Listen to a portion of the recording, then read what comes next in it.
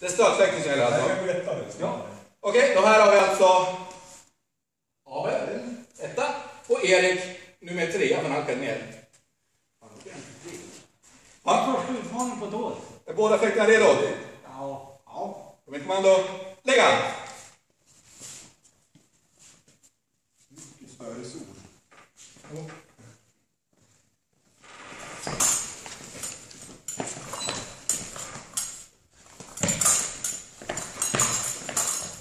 Jag vet inte, jag tror inte.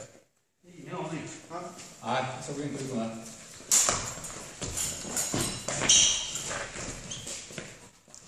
Ja, det är fingrarna.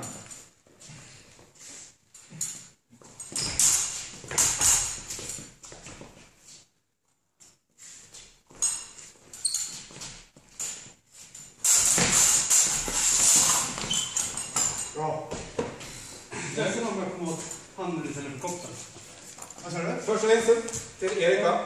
Ja, jag vet inte om jag kommer åt handen eller koppen. Det vet jag inte. När jag skickar den åt sidan.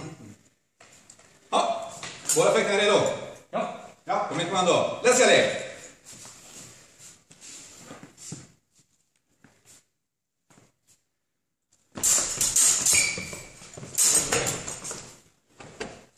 Vart den hård eller vart den... Vinnare, Erik. Nej.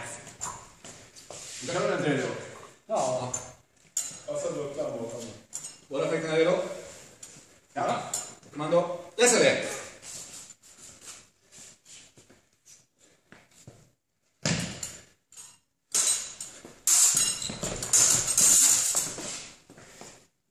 Fan, du blir lite tjockare sen nästan.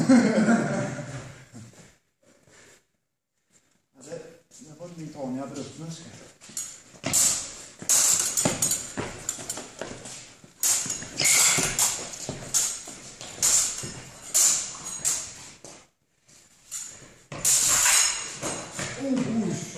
Nej, förlåt. Den skallar du snyggt. Eller halsar.